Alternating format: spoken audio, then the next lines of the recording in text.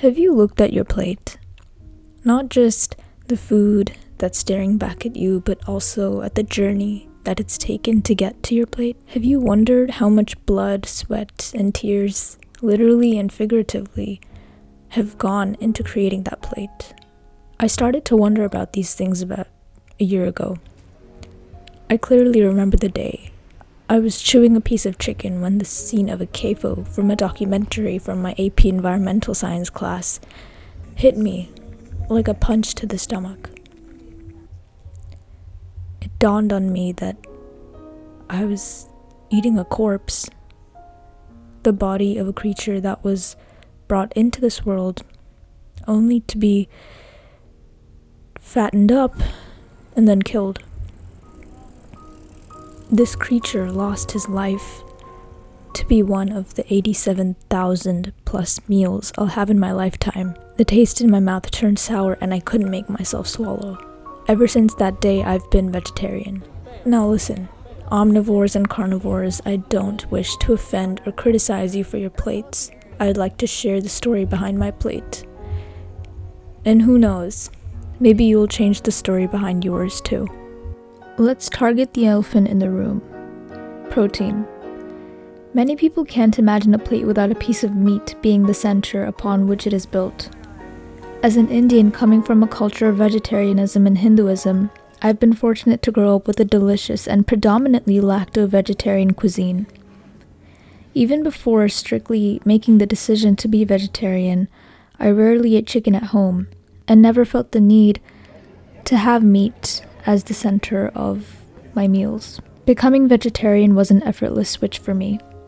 But all my friends have one question.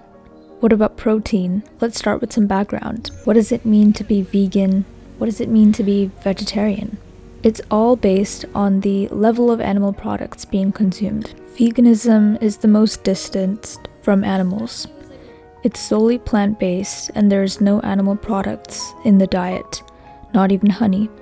Lacto-vegetarians consume only dairy, and lacto-ovo-vegetarians consume dairy and eggs. The closer one gets to complete veganism, the harder it is to obtain all of the 9 essential amino acids from one source. A complete protein means it contains all of these 9 amino acids. But why do we need protein anyways? Protein refers to amino acids. 11 of them are made in our body, but 9 of them, which I'm not even going to attempt to pronounce, are not. Also, we're not able to store protein in our bodies, meaning that we must consume it regularly in our diet. Amino acids are known as the building blocks of our body cells. They're used to create and rebuild our bones, skin, cartilage, muscles, hair, nails, and blood. Pretty much everything. So it's kind of obvious why we need protein in our diet.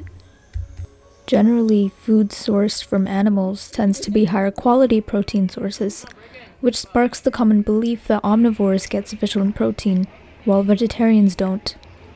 This is probably because most people know that chicken equals protein, and beef equals protein, and pork equals protein, but they might not know that grains, nuts, seeds, and legumes also equal protein.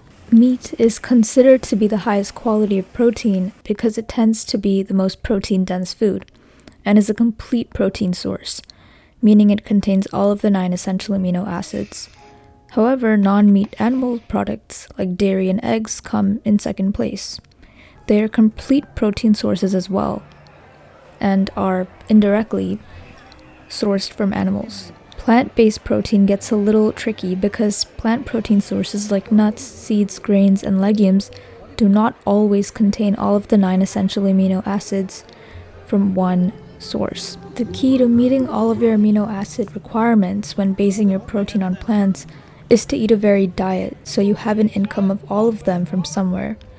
For example, rice and beans, or pita and hummus, or a peanut butter whole wheat sandwich equate to a complete protein source. It's important to prioritize high quality and complete plant-based protein sources for plant-based diets.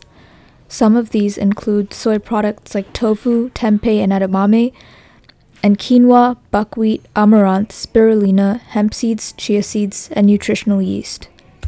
Nutrition and health effects. Generally, among vegetarians, there is no nutritional deficiency, although there may be a couple of essential nutrients lacking that can be supplemented, like vitamin B6, of course, under the guidance of a licensed health professional. Vegetarians usually have enough or surplus of the other vitamins like vitamin A, C, and E, thiamine, and riboflavin. Of course, as we do get more plant-based and more distance from animals, it does get a bit harder to meet all of the nutrient requirements. The vegetarian plate tends to contain less fat, less protein, more fiber, and more carbs, and therefore less total energy, aka it's lower in calories. It is relatively low in cholesterol and saturated fats, and has a higher ratio of polyunsaturated to saturated fats. Therefore, studies have shown that vegetarians have a lower weight, lower serum cholesterol levels, lower blood pressure, and lower mortality rates from ischemic heart diseases and certain cancers, as opposed to non-vegetarians. This is because diets containing red meat tend to have higher levels of saturated fat, which was found to be linked with higher chances of coronary artery disease. Ethicality. CAFOs stand for Concentrated Animal Feeding Operations. Cattle are crammed next to each other in feedlots. Pigs are kept in crates, barely able to move. Chickens are kept in crowded barns. It's very unhygienic, posing a global health threat. And to prevent disease, animals are given strong doses of antibiotics. CAFOs are a result of our meat demand. Reduce the meat demand, and you reduce the strain on the food production industry to produce the most output with the least input, to produce the most amount of meat without much regard for what is being fed to these animals and how these animals are being kept. Purchasing meat from producers that have more regard for the ethical treatment of these animals is a step away from this inhumane behavior. I'd like to bring to your attention the concept of speciesism, which acknowledges the way that we are biased towards certain species. For example, it's normalized to eat pigs, but the thought of eating dogs is repulsive. It's important to realize our hypocrisy in this flawed logic. Environmental impacts. According to the USDA's data of the global food consumption, 13 kilograms of edible grain produces 1 kilogram of beef. There are also fertilizers and pesticides needed to produce grain. Therefore, we need 40 calories of fossil fuel to produce 1 calorie of beef. While for milk, we need 14 calories of fossil fuels to produce 1 calorie of milk, and for grains, 2.2 calories of fossil fuels to produce 1 calorie of grains. If this is confusing, just think about trophic levels. Plants are primary producers, generating their own energy by photosynthesis. Herbivores are primary consumers. Because each subsequent trophic level captures at most 10% of the energy from the previous level, primary consumers obtain 10% of the energy produced by primary producers, while secondary consumers obtain just 1% of the energy produced by primary producers.